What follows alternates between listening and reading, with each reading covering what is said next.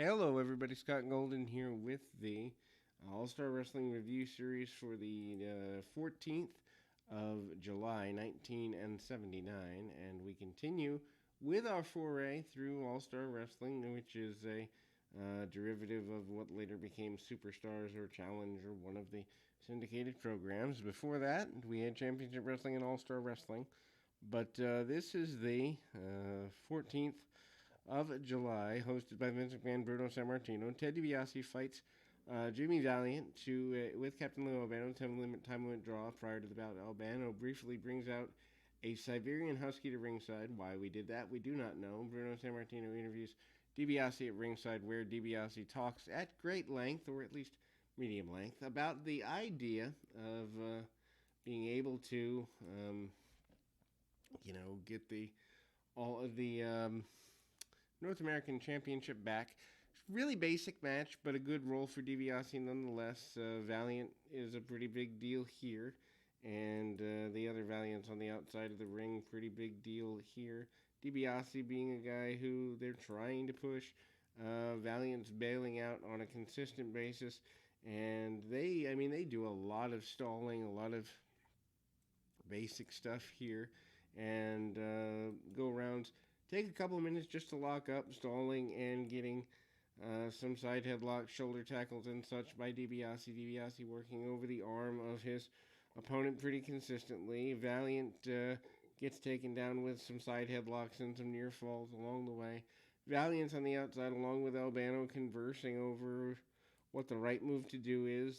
Valiant trying to keep the match more of a brawl, and DiBiase trying to keep it technical. Punch kick. Basic offense here. DiBiase sent to the outside to the floor and trying to keep things going in their directive. Break up, but finally, as mentioned, the time limit draw. Albano gets spun around with a kick and a couple of drop kicks along the way. And again, the desire by DiBiase to return to being the North American champion, a pretty big deal here. Fred Blassie comes back in a powder blue suit. He is leading along a man to do a handicap match, and that is, of course, the Russian Nikolai Volkov. Volkov has done handicap matches before. Steve King and Johnny Rivera, handicap match 551. Pinning King after hoisting him up in the gorilla press and dropping him across the knee. Vince McMahon interviews Freddie Blassie and Volkov at ringside. Blassie said Bruno Sammartino and Bob Backlund are afraid of Volkov, and Volkov cuts a Russian promo and demonstrates his strength by crushing two pre-broken, although legitimate-looking apples along the way here.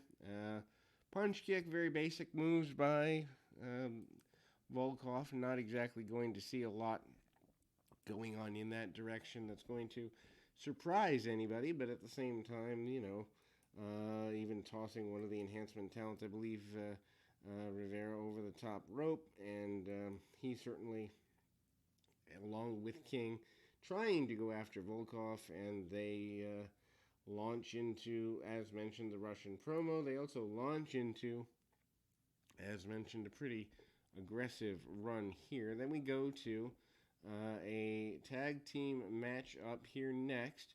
That match happens to be the team of Tito Santana and Pete Sanchez defeating Johnny Roz and Frankie Rodriguez 456 when Santana pins Rodriguez flying body press. I'm not quite sure where that goes. Maybe they hadn't found a true individual for Santana to go after, but Rodriguez, I don't know that I would say newcomer, but not a guy that's worth writing home about. Hip tosses and such there. Rod's, of course, the trainer for many Hall of Fame talents, but breaking things down. Cuts him down, and Santana comes into the ring. Santana is a guy that eventually becomes tag team champion with Ivan Putski. That comes in 1980, but they're trying to find something for him to do.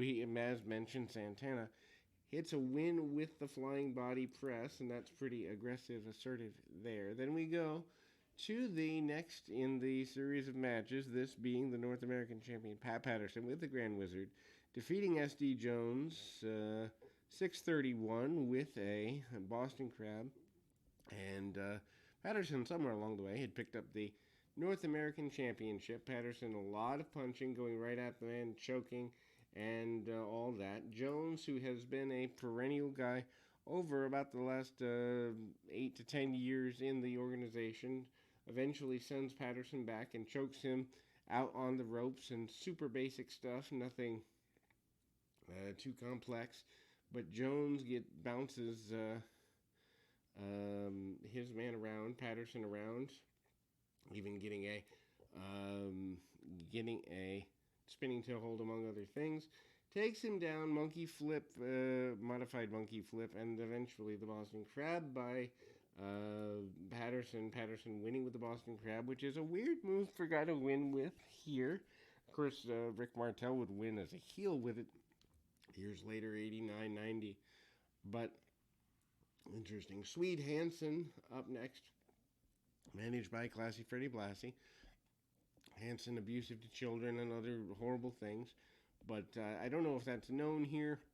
But anyway, he gets run out of town eventually in real life. But anyhow, we kind of run things forward, run things through, and drops some knees and hits an inverted pile driver along the way.